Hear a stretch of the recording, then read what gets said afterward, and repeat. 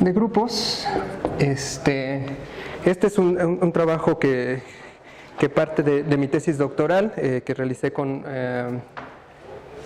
la dirección de José Luis Cisneros Molina, el doctor José Luis Cisneros Molina de Cuernavaca, del Instituto de Matemáticas Unidad Cuernavaca. Y esta parte ya está publicada en un artículo justamente con él, que es, cuyo título es Comparison of Relative Group Cohomologies, ¿no? Con lo que voy a empezar un poquito es hablando de homología de representaciones por permutaciones, ¿no?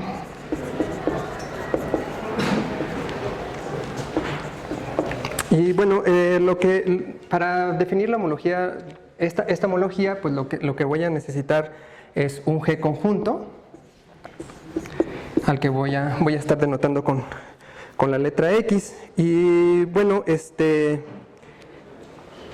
justamente la acción justamente va a ser esa parte de hacer las permutaciones en el conjunto, ¿no? Entonces, después de obtener de tener ese conjunto, pues puedo definir el siguiente, que va a ser C asterisco de X, ¿no? Que en realidad pues es una familia de conjuntos a los que voy a llamar CN de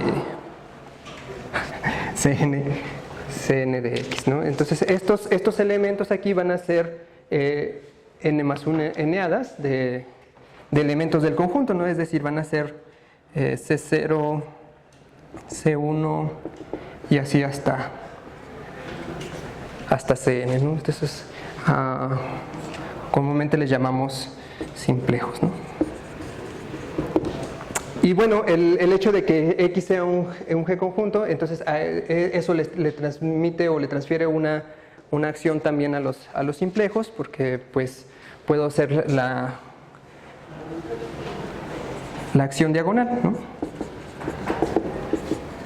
Y bueno, para no estar denotando tantos elementos, pues nada más voy a poner entre paréntesis un XY para estar denotando todas las entradas de esta manera, ¿no? Entonces lo que hace es pues que a cada elemento XY pues le hago la multiplicación, ¿no? Entonces esto también le da estructura de G conjunto a este elemento, ¿no?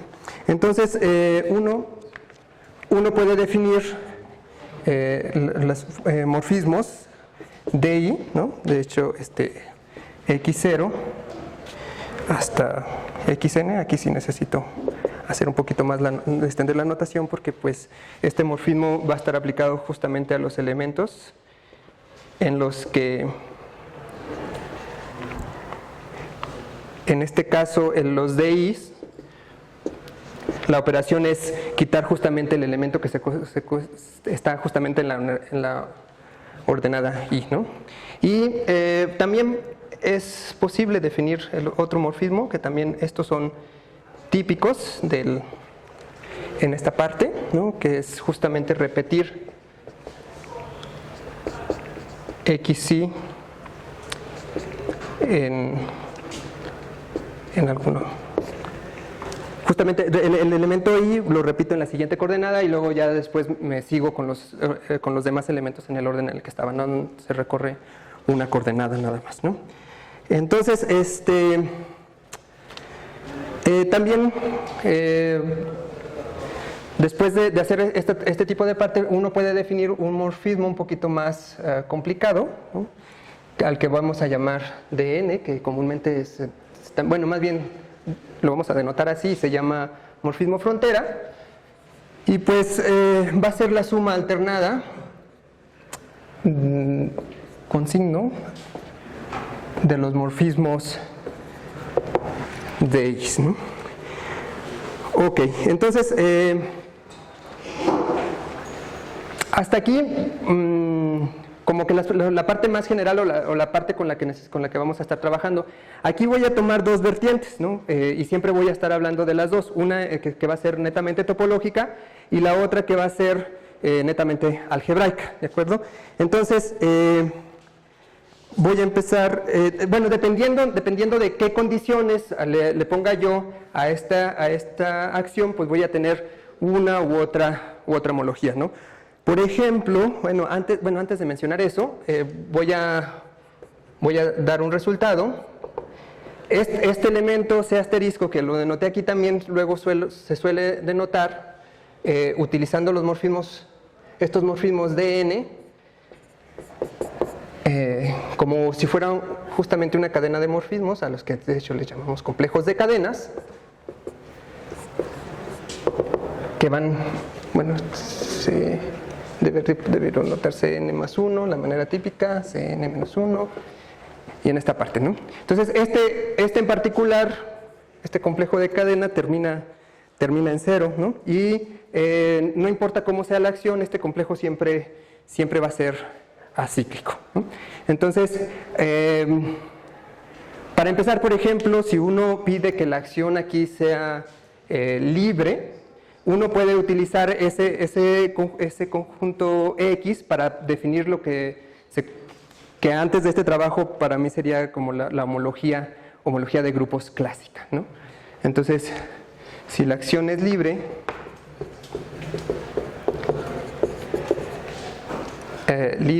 bueno, también tengo que pedir que la acción sea bonita, ¿no? Es decir, estas cosas de aquí son complejos, entonces complejos CW, y bueno, la acción sí lo que quiero es que se muevan los complejos de manera bonita, ¿no? Para que cuando tome consciente por la acción, pues los complejos que están en la misma órbita se vayan a pegar uno encima del otro y no que queden traslapados o que queden a la mitad de las cosas, ¿no? Entonces, sí es importante, esa parte sí, de hecho hay que ponerle GCW complejo, ¿no? O conjunto. Entonces, si la acción, como les decía, si la acción es libre, entonces puedo definir lo que tengo que pedir es que X no solamente sea un conjunto cualquiera, sino que sea un complejo CW. Es decir, que tenga celdas, ¿no? Que pueda definir bien sus celdas. Y aquí lo que voy a pedir es que la acción también se respete dentro de las celdas. Es decir, que cuando un punto en una celda se mueva a algún lugar por la acción del grupo, pues que no solamente se mueva el punto, sino que se mueva la celda completa, ¿no? Entonces,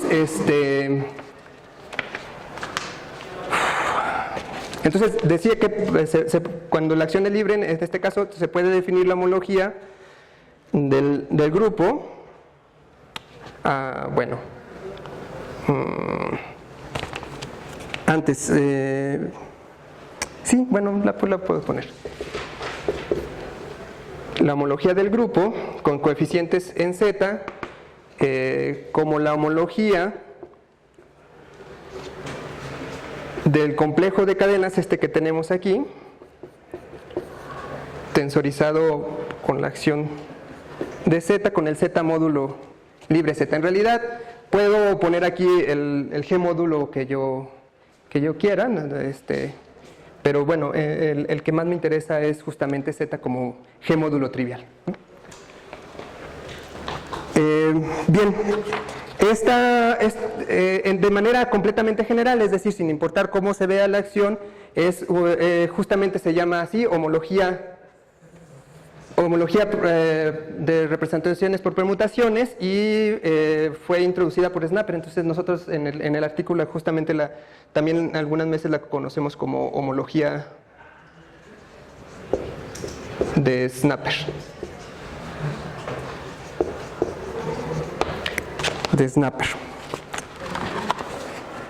Ok, bueno, otra de las condiciones que le puedo poner a la acción del GCWX es que la acción sea transitiva, ¿no?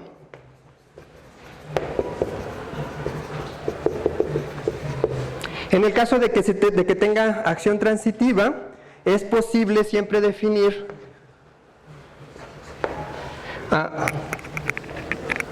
acción transitiva.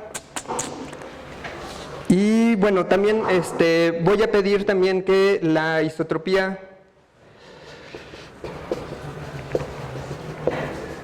de la acción esté concentrada en un subgrupo H, ¿no? Esto de que esté concentrada, pues quiere decir que toda la isotropía o va a ser H, va a ser un subgrupo de H, o cualquier conjugado a H, ¿no? Entonces, de esta manera puedo definir un G-isomorfismo entre GH y X, ¿sale? Entonces, no necesito estar cargando con cualquier X, basta con que me ponga a ver las clases de equivalencia y con esas clases de equivalencia jugar, ¿no? Entonces, con esas clases de equivalencia también puedo formar este complejo que tengo aquí. Los morfismos ahora nada más van a ser aplicados ahora al montón de clases. Entonces, todo funciona exactamente igual, y también puedo tomar tensores otra vez porque pues, lo único que necesito es acción en ambos elementos, ¿no? Entonces, esta es el primer acercamiento, justamente cuando tomo es el primer acercamiento que hemos descubierto nosotros en lo que hemos investigado de homología relativa de grupos, ¿no? Y esta es tesis doctoral, me parece que sí, esto es tesis doctoral de Adamson, ¿no?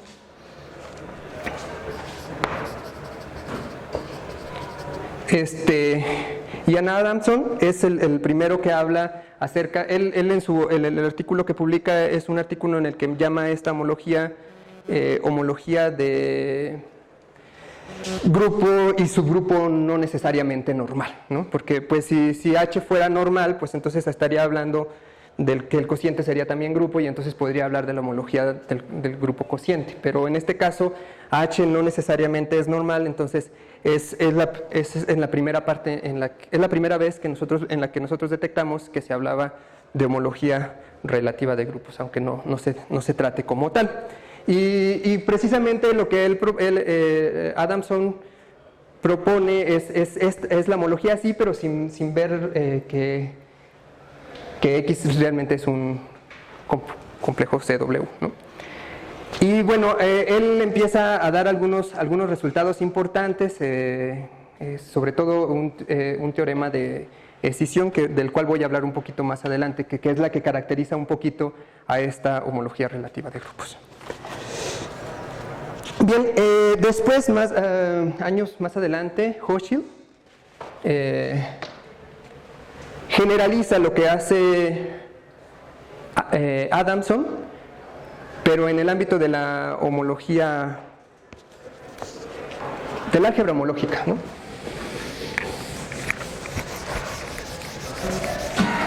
Y entonces, Hochschild de hecho define la homología relativa, ¿sí? Y de hecho Hochschild lo hace para un anillo R y un subanillo S, ¿no? Pero bueno, nosotros nada más nos vamos a restringir en que nuestro anillo pues va a ser justamente, en nuestro anillo R va a ser el anillo del grupo, y pues S va a ser el subanillo del subgrupo, ¿no? Y de hecho, bueno, a Hochschild al final del artículo, que justamente se llama así homología algebraica relativa, pues él hace un estudio de estas dos partes a bastante conciencia, y pues lo que voy a hacer ahorita es justamente dar algunos de los resultados que menciona en ese artículo, ¿no? Entonces, pero sí me gustaría dar un poquito el bagaje de cómo le hace, ¿no? Y en realidad lo que voy a hacer es escribir en términos relativos los teoremas que se tienen del álgebra homológica clásica, ¿no? Entonces, por ejemplo, una sucesión exacta, o más bien la voy a poner una sucesión exacta, ¿sí? G módulos NI más 1, NI menos 1. La voy a llamar GH exacta si el kernel, aquí le voy a poner TI, este es TI más 1, el kernel de TI es un sumando directo, de NI, ¿no? En pocas palabras, lo que dice es que es una sucesión va a ser GH exacta, si es exacta en G módulos, y se escinde a cachitos, ¿no? Recuerden que toda sucesión exacta corta la puedo poner en exacta, perdón, en una exacta larga, en pequeñas exactas cortas, y si cada una de ellas se escinde como H módulos. ¿Sale? Entonces eso va a ser ahora una sucesión exacta, ¿no?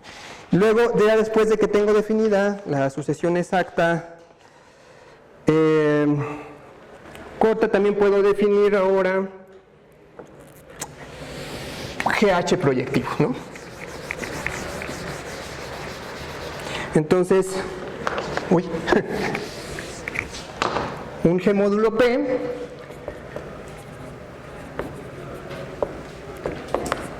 es GH proyectivo si para cada sucesión corta GH exacta y cada morfismo P, pues existe uno de aquí para acá, al que le llamamos phi, a este le llamo phi, a este phi prima, existe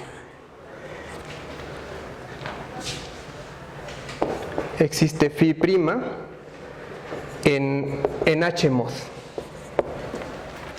¿Sí? Es decir, existe este morfismo que va a hacer que se escinda la sucesión, pero solamente como H módulos, no como G módulos completos, ¿no? Entonces, lo importante sí es notar que esta sucesión pues ya no solamente es exacta, sino que también tiene esa cualidad de que debe descendirse como H módulos, ¿no? No, de hecho en Gmod, ¿no? O sea, porque ya se escindía con H módulos, entonces ahora quiero que se escinda, pero también como H módulos, ¿no? O sea, con el grupo grandote. Ok, entonces, bueno, el hecho de que esto se defina de manera completamente categórica, pues lo que permite es que prácticamente es escribir todos los demás teoremas que van a partir de aquí, y de igual manera, o sea, si un enunciado en álgebra homológica estaba enunciado de manera categórica, pues mientras lo enuncie en estos términos de sucesiones GH exactas con módulos GH proyectivos, todos se cumplen. Entonces tenemos un lema de comparación de homologías relativo, teníamos ¿cómo se llama? El teorema de la herradura, también en su versión GH exacta, recuerden ahí que dice que la suma de dos proyectivos es proyectiva si solo si cada uno de los sumandos es proyectivo, pues acá también se vale, ¿no? Si tengo dos que son GH proyectivos, pues su suma va a ser GH proyectiva solo si los sumandos también lo son. O sea, toda la álgebra, a partir de aquí toda la álgebra homológica se puede repetir en términos relativos. En particular, uno puede pensar en dar ejemplos, aunque, bueno, más bien dar un teorema que nos permite obtener GH proyectivos. Y el lema es el siguiente, también es de Hochschild. El lema es que cada vez que yo tenga un H módulo n, pues como este subanillo de entonces este también va a ser también va a ser H módulo, entonces la manera de obtener proyectivos es esto, ¿no?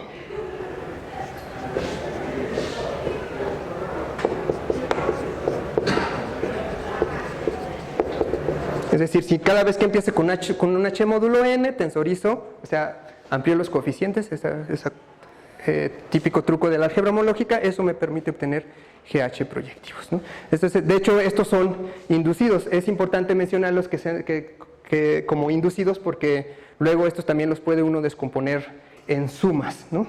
En sumas directas.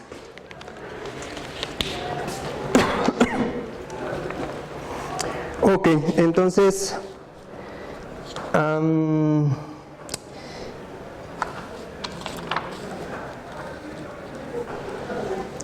bien. Entonces, en particular, si me quiero ir hacia la parte de definir homología, pues debo de definir también las llamadas resoluciones proyectivas, ¿no? Pero en este caso, una GH resolución proyectiva es una sucesión de la forma, o sea, no voy a escribir tantas palabras, P asterisco, resolución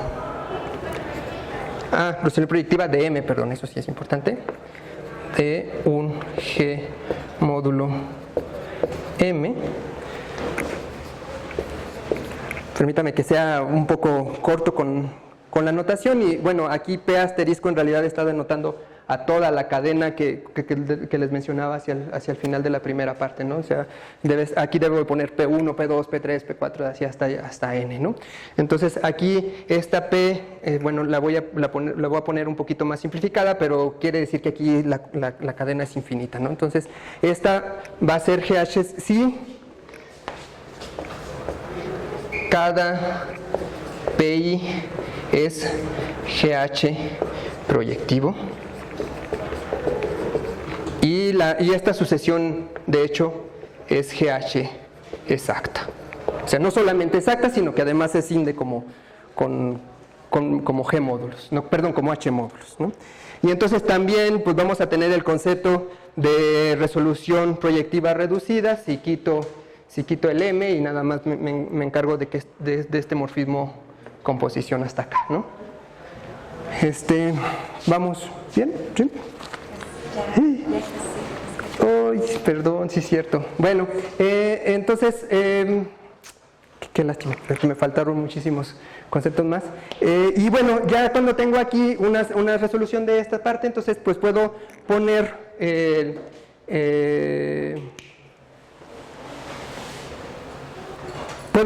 funtor X y el funtor TOR para definir tanto la homología como la cohomología relativa de grupos, ¿no? Entonces, en particular, estos P asterisco, los puedo pensar como los C asterisco de X que tenía al principio.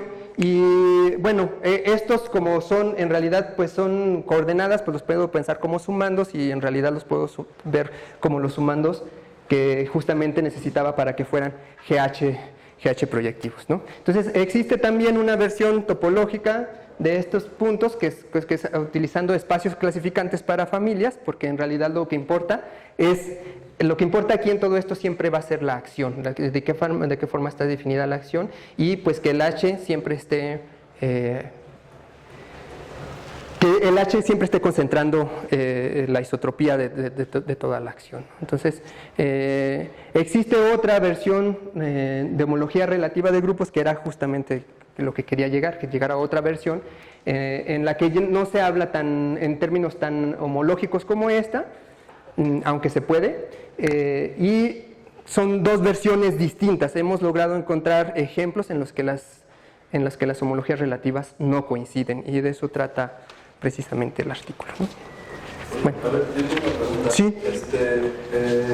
¿Y esto tiene una extensión natural para pensar en el clasificante como normalmente se estudia la homología Sí, lo que pasa es que, era lo que mencionaba, o sea, este complejo C asterisco me va a servir para dos cosas. Una es que cuando ya defina los morfismos DI y SI, puedo pensar en la resolución geométrica de ese complejo simplicial, porque es un complejo simplicial donde están definidos estos dos morfismos. ¿Cómo se llama? No te dan una resolución. ¿Sí? No me dan una resolución, pero justamente para poder definir un conjunto simplicial necesito de los dos morfismos, ¿no? Si no, no tengo conjunto simplicial. Entonces, cuando tengo un conjunto simplicial, puedo pensar en el nervio y luego puedo pensar en la resolución. Eso me va a dar un espacio topológico, y el espacio topológico que se genera es justamente el espacio clasificante de la familia donde, bueno, aquí tengo una acción G, y pues en una familia donde tengo un montón de isotropía. En el caso de que la isotropía esté concentrada en un solo grupo, entonces estoy hablando de esta misma homología. O sea, es exactamente la misma homología, la del espacio clasificante, que la homología que estoy dando aquí. Cuando tomo coeficientes en un G módulo trivial. Eso sí, es importante. Para que la acción y tensorizar sean exactamente lo mismo. Esa es la clave, que tensorizar por un G módulo y cocientar sea la misma cosa. Pues muchísimas gracias. Ya Sí. estamos sobre el tiempo. Por cualquier pregunta, pues se le acercan a Antonio. Sí. Gracias. Gracias.